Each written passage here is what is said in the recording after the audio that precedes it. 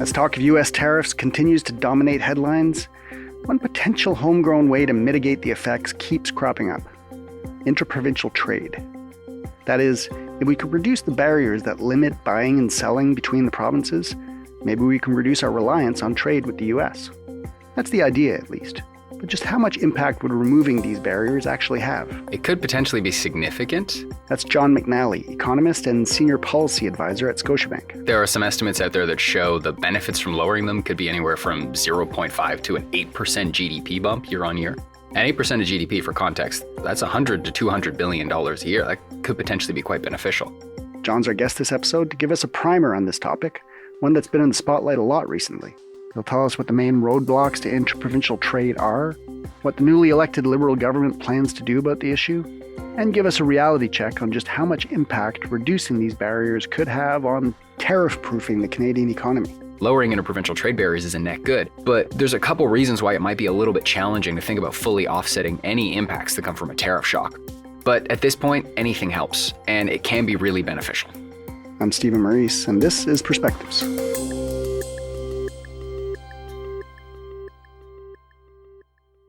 John, welcome back to the show. Appreciate you coming in. Thanks for having me. We're going to talk in a bunch of detail about interprovincial trade barriers. But first, in the intro, we heard you quote some estimates that removing those barriers could provide a boost to GDP of anywhere from 0.5% to 8% year over year, which would be huge. Just quickly, how realistic is that? In terms of feasibility, the provinces don't put explicit tariffs on each other. It's more like regulatory differences. And so the question becomes, out of all the different regulatory and technical standards that exist, how many of them are we actually going to standardize and align? And that's ultimately what's going to determine how big that number ends up being in terms of benefits. Okay. And we'll get into some details around what those trade barriers are, because they are many and in some cases complicated. But just to start, how much trade happens internally in Canada, and maybe explain how important that trade is to the overall economy versus the amount of trade that we do with the United States. So interprovincial trade accounts for a little over $500 billion in the Canadian economy. I think in 2023, the number was about $530 billion. Now, that number differs a little bit depending on what you include and exclude and base year currencies, all that technical stuff. But overall, that number would amount to 17 to 18% of GDP. So that could potentially be significant, right? It's an important part of Canada's economy. And in fact, there's a number of provinces who actually trade more domestically than they do internationally. So those are often smaller provinces, and they might be a little more remote. The main ones that come up in this case are PEI and Nova Scotia and Manitoba. The territories also trade more domestically than they do internationally. Right. Oftentimes, for the smaller provinces, accessing larger markets like Ontario and Quebec is a really attractive draw. But if you're in Ontario, being able to access some of the smaller provinces just isn't quite as significant in this case. But even with that $500 billion, our international exports last year were almost $1 trillion. Right. So you're still looking at something that is roughly around half, slightly over half, but roughly around half of the total volume of international trade that we do with other countries. So it's an important part of the Canadian economy, and it definitely has a lot of regional significance. But overall, it's pretty low compared to our overall levels of international trade. Right. And international trade would consist to a large extent of trade with the United States. For the most part, yeah. About 75% of our overall exports, 75, 80% depending on the year, but about 75% of our overall exports tend to go with the US. So around 3/4 in that case. And interestingly, there's actually differences in what we export and what we trade with each other versus what we trade internationally as well. Okay. Most of what we tend to export to other countries is goods. Right? Over 90% of it is goods in this case. When I say goods, it's agricultural commodities, it's oil, it's minerals, it's cars, as well as auto parts. But over half of what we trade domestically is actually in services.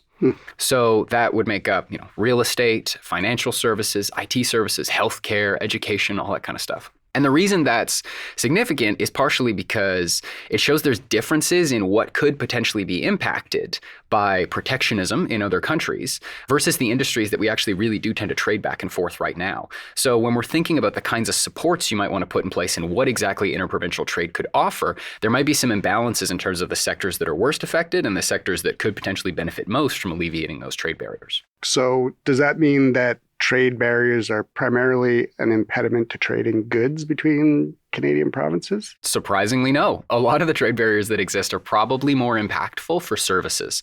So just for a bit of a framework in this case, when we talk about interprovincial trade barriers, I think there's this mental image of like physical walls that exist on provincial barriers in this case. And like I said, the provinces do not put tariffs on one another either.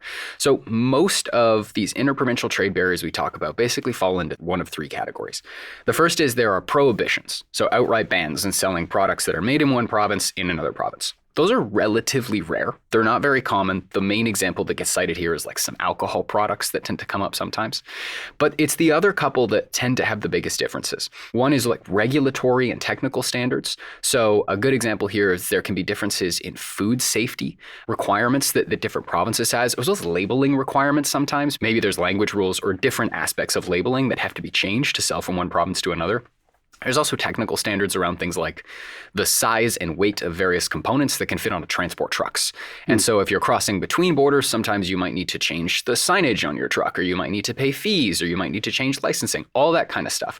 Those are those technical standards that really do add up. And they can add these little costs, both in terms of money and time, when you happen to cross the border from one province to another and you're shipping goods. The final category is probably the one that's most impactful for services, which is licensing and certification differences. So think of any host of occupations that are provincially regulated in this case. I talk about skilled tradespeople a lot, so the main examples are like think of an electrician or a nurse or a therapist, someone who has to be registered with the province. They may not be able to just pick up and go work in another province in this case without paying some sort of fee to carry over a license or writing a certification recognition exam, which could take time to register for, could cost money as well. All of those things limit the ability of folks to sort of pick up and move. And what you see is the sectors that are most impacted by trade barriers are often those provincially regulated ones that really rely on services. So utilities and healthcare and education tend to score really highly on being impacted by a lot of these regulatory differences and technical standards. And so when you're thinking about the sectors that would probably benefit most from greater alignment of these regulatory and technical standards across the country, they're often these service sectors because you could potentially have greater mobility and movement. Services trade interprovincially is probably about 55%. So goods trade is the other 45. It's not insignificant, but overall there aren't as many barriers to goods trade outside of some of the requirements around things like trucks that could potentially add some costs. Right. So the goods, maybe it's just a question of other markets make more sense, large, heavy things, ship them to a different market rather than across the country in Canada or something like that. Yeah, I'd say there's probably two things that go into this. The first one is that if I'm a business and I have to think about the fixed cost that comes with changing a labeling requirement or changing the ingredients in my product to try and find a way to access new markets. And let's say, hypothetically, I'm in Western Canada and I want to sell into Ontario. Ontario has about 8 million people in it. That's not a small amount of people, but compare that size of the market to something like the US or something like Europe, which tends to have more common regulatory standards for accessing the whole region. So what you get there is for the same amount of fixed cost, I can sell to potentially 8 million people or potentially over 300 million people in the US. You can see how as a business, you might make the calculation that, yeah, it's probably better bang for my buck if I happen to be able to think about accessing these larger markets.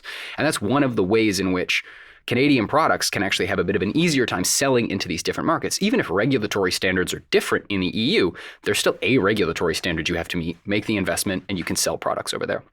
But for a lot of Canada as well, I mean, when we talk about interprovincial trade barriers, geography isn't something that tends to fall into that category. But if you've ever tried to drive from Toronto to Winnipeg, you know that it can be quite a far distance. Yep. And so when we want to think about shipping more goods across the country, part of what would probably be really beneficial in this case is building out stronger infrastructure networks, rail, roads, marine, airports, all that kind of good stuff. And oftentimes with goods trade as well, the areas where goods trade is highest tend to be ones where supply chains are spread out across different regions. I mean, auto parts alone account for something like 20% of total North American trade when it comes to building a car, partially because our sectors are just so integrated. Right. So when we think about wanting to trade more goods across provincial barriers, in part it's that if these regulatory and technical standards get aligned, we'd have to think about building out supply chains that went east-west as well to start to think about shipping goods more in these different directions. So all of that can sort of contribute to an image of what improving goods trade across the country could look like. But at the end of the day, market size does matter. And it's the case of bang for buck you get for those limited investments. Okay. We'll come back to sort of the limitations of the benefits of even reducing those barriers because the opportunities might just be better elsewhere. But if we come back to, you talked about 3 different types of internal barriers. The first being straight out bans of certain types of products. As you said, pretty limited. Even when it comes to alcohol, I think in some respects, they just make it more difficult to sell different provinces alcohol. You should be able to get BC wine everywhere in the country. For whatever reason, that's not always the case. So there are regulations or whatever that go into protecting the local industry, as it were. Leave those aside for now. But then you talked about sort of the regulatory or like health standard or labeling things. Are there a couple of examples you could give where those are standing in the way of being able to trade across provinces in goods or services? One of the ones that gets cited a lot is around trucking. So there can be different safety specifications or requirements for like how heavy not only trucks, but certain components of trucks are also allowed to be on the roads at different points in time. And those can differ between provinces. So imagine if you're trying to send something across the country, that can be challenging. You hear these stories about folks having to stop on provincial borders and change signage on transport trucks, for example.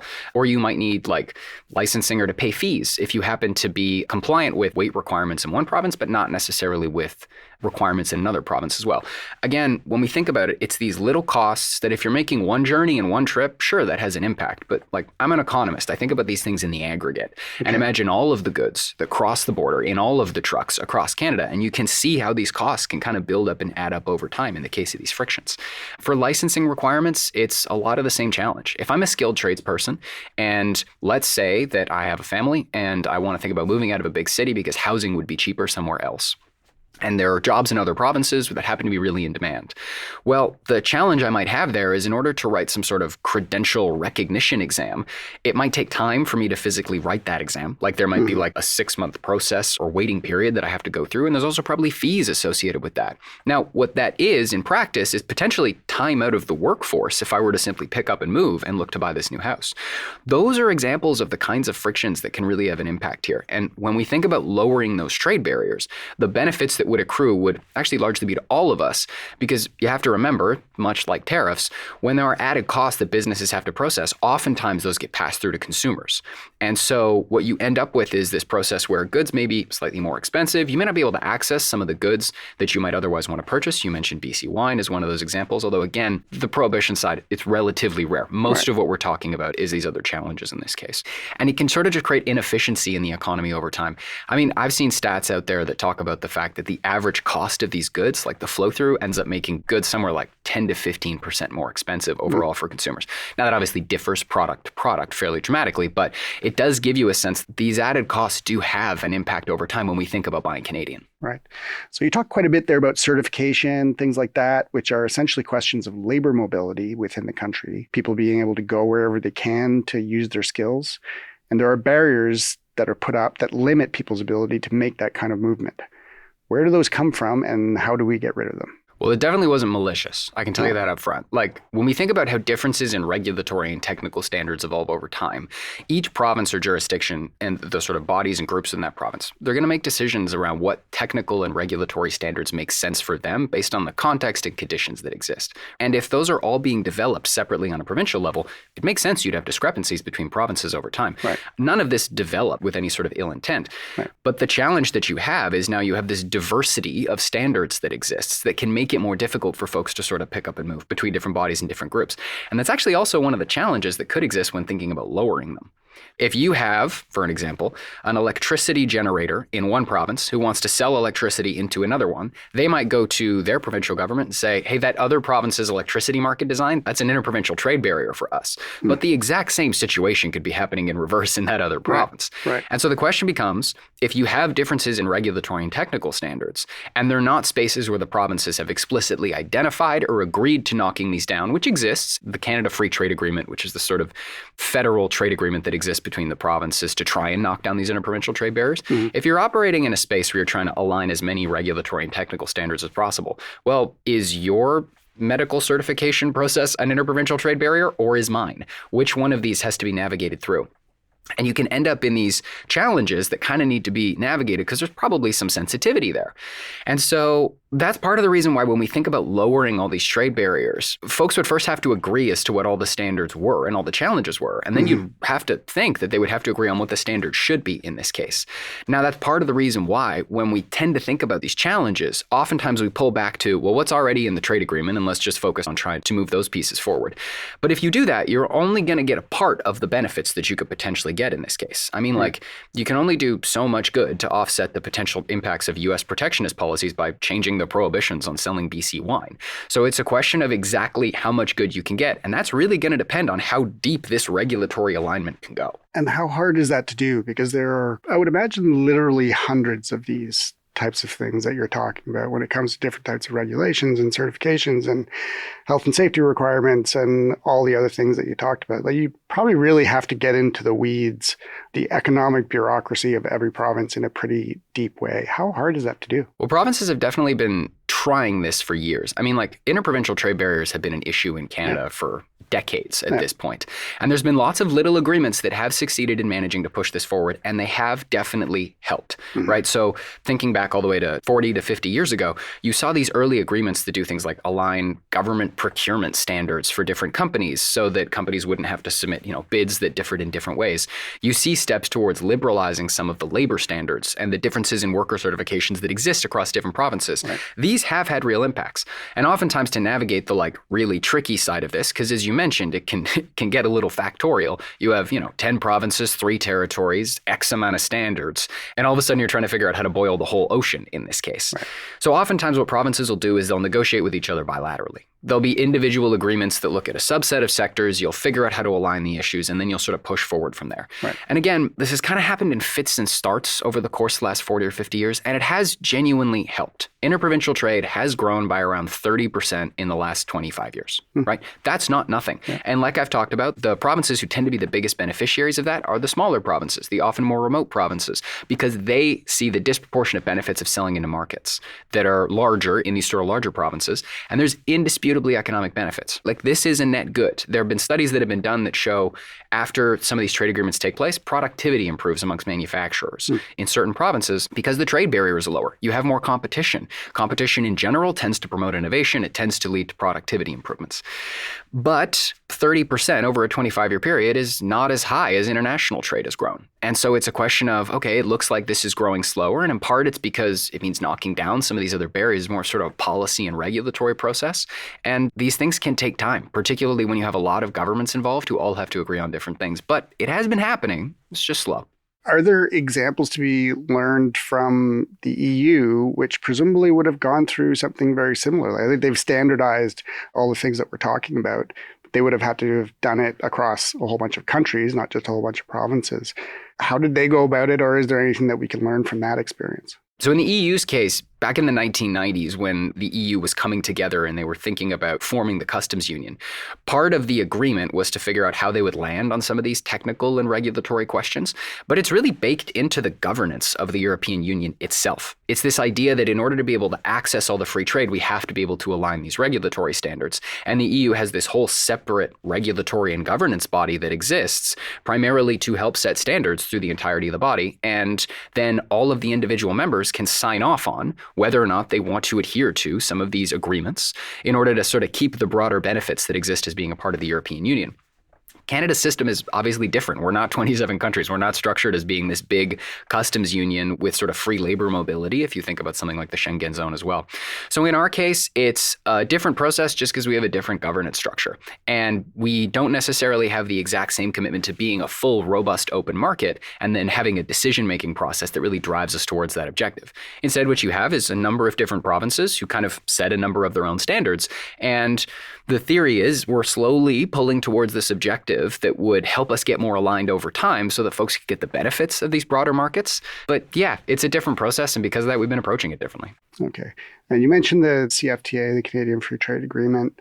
Can you tell us how much difference that has made and whether that's something that can be built on? Like, can that serve as sort of a basis for expanding these efforts?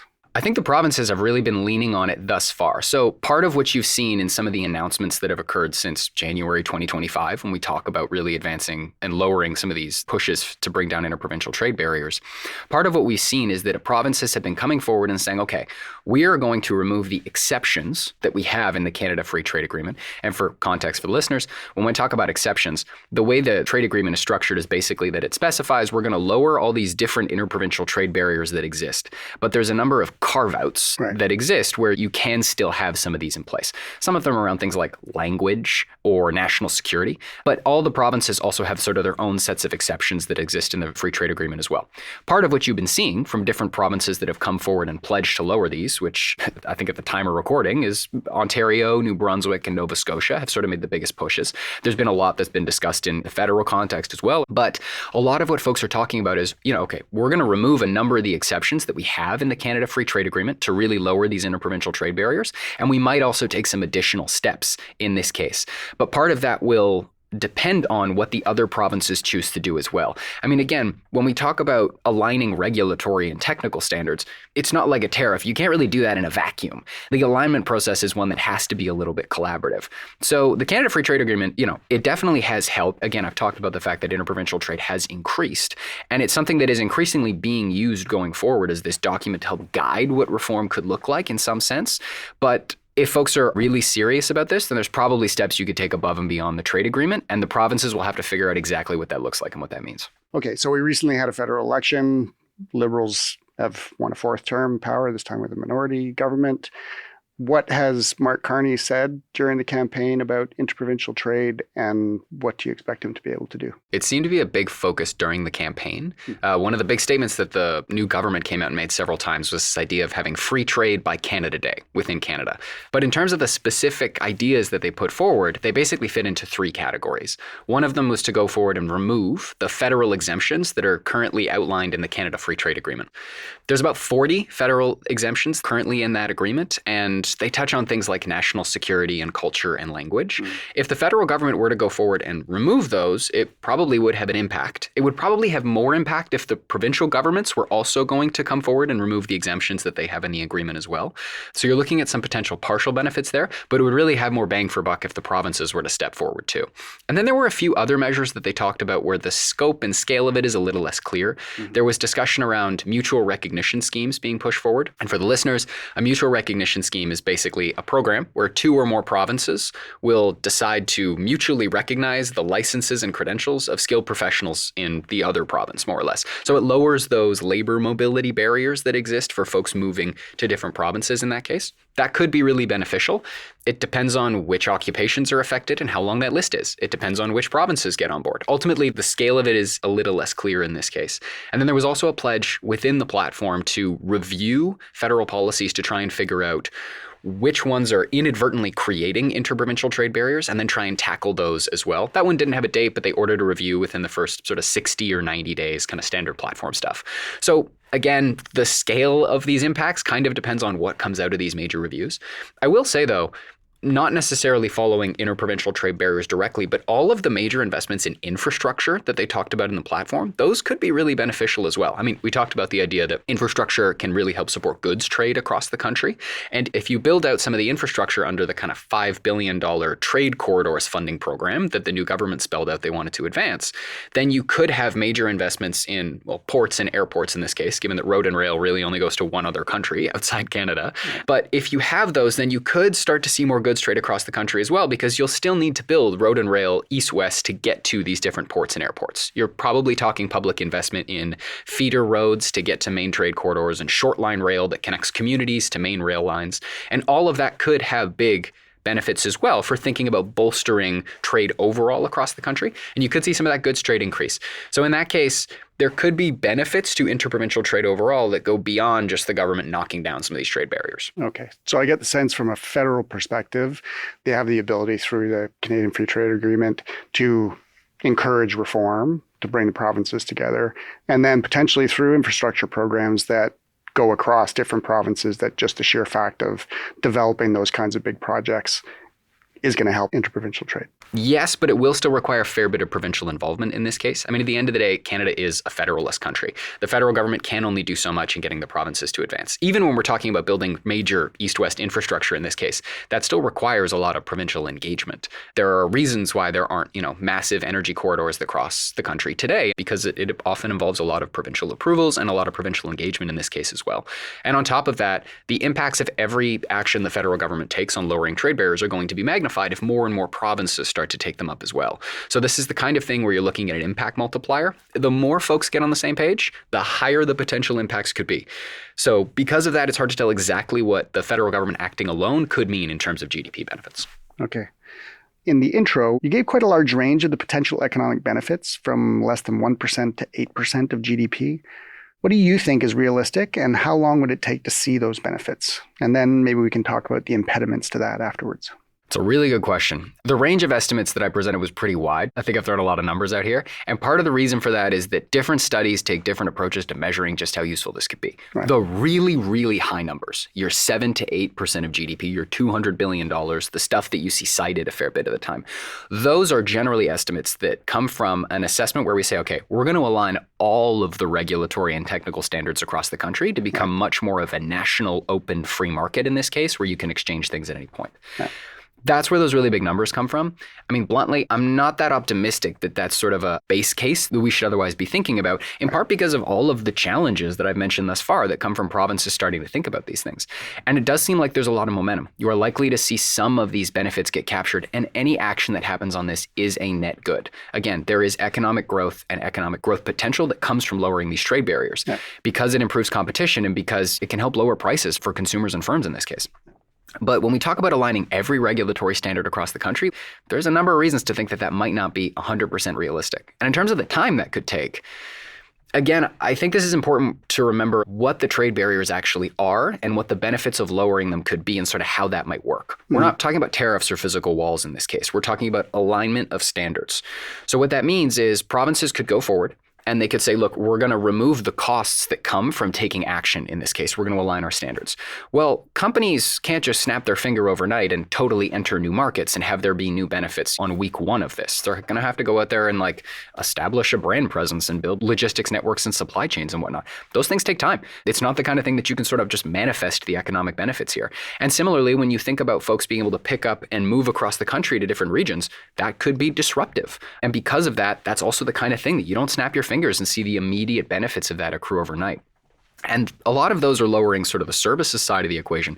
I talked earlier about the potential need to build out infrastructure east-west, the potential need to see supply chains extend east-west. Yep. Construction timelines are not measured in weeks in this country, right? So when we think about building all of those things out, the benefits will accrue as they happen, but they'll happen as a byproduct of competition. And so what you'll get is price improvements, consumers who can buy products they might feel are higher quality in this case.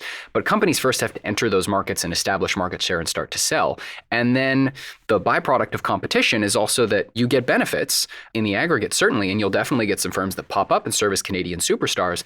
But there may also be some firms right now that are really strong provincially, but who may be adversely affected by new entrants sort of pouring into their market in this case. So there could be some disruption that comes from that as well. And that disruption is going to be something that comes with the territory when we think about increasing competition in this country that we know is beneficial for sort of economic growth in the aggregate. But that's what happens when we talk about sort of lowering the barriers to entry.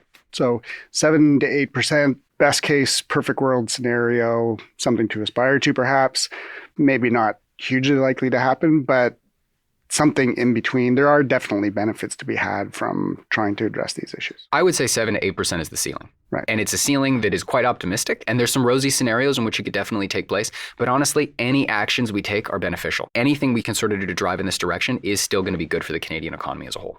Okay. So finally, the main impediment to trying to increase trade. I mean, all these things would be good things to happen just to give businesses better opportunities to trade internally. But the draw of the United States as a market, its sheer size and proximity in many cases, certainly if you're in Ontario, being able to reach New York State, Ohio, Pennsylvania, Michigan, huge markets there. If you're in BC, California is a market the size of all of Canada. So is that why there's a cap of somewhere between 1% and 8% on the benefits we can get from this? Because it's just easier and a bigger market to try and trade with the United States. It's definitely a bigger market. I mean, trade with the US right now accounts for, I think I mentioned this earlier, but around like 3/4 of our international trade in this case. There is a huge amount of benefits that come from being able to access the US market in this case, which is part of the challenge that comes from thinking about the major protectionist measures and the tariffs that could potentially be put in place here. And I think that part of the reason this discussion has come up kind of as fervently as it has is really this idea that overall, what can the Canadian economy do to get out of its own way to help potentially offset some of the impacts that come from the tariff shocks in this case? Right. I mean, I've made my view on this pretty clear. Lowering interprovincial trade barriers is a net good. But there's a couple reasons why it might be a little bit challenging to think about fully offsetting any impacts that come from a tariff shock. One is just the scale of trade that exists in this case, right? Like the scale of trade with the US is just larger than we trade interprovincially. And so it's unlikely that even if you grow up by sort of 1% to 8% in this case, those are real benefits. But trade with the US was responsible for 25% of Canada's GDP last year. And so the sheer scale of that is going to be really hard to offset just because of the size. Additionally, I think I mentioned this earlier as well, but the kinds of sectors that are mostly going to be affected by changes in trade with the US are not necessarily the same sectors that are going to directly benefit when we talk about increasing interprovincial trade. You could see real benefits to services trade from interprovincial trade improvements. Goods trade would take those infrastructure and supply chain buildouts east-west.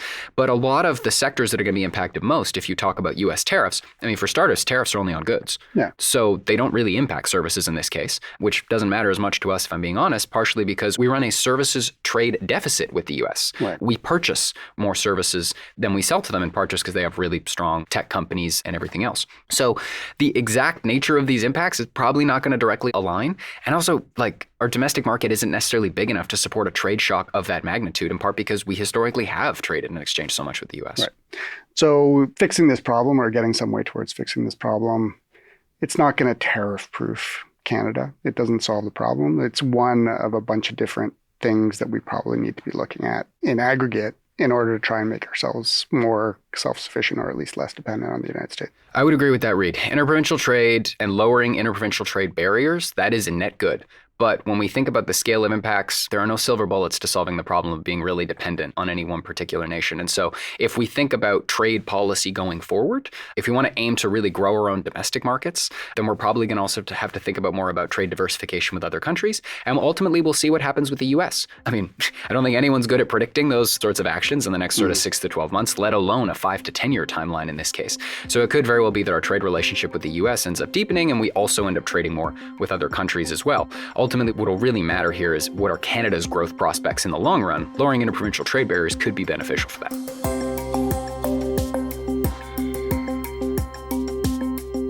John, thank you so much for joining us. Really appreciate it. It was a great conversation. Stephen, happy to be here. I've been speaking with John McNally, Senior Policy Advisor at Scotiabank. The Perspectives podcast is made by me, Stephen Maurice, as well as Armina Lagaya and our producer, Andrew Norton. For a transcript of this episode, as well as other stories, insights, analysis, and thought leadership, visit our website, scotiabank.com/perspectives. We'll see you next time.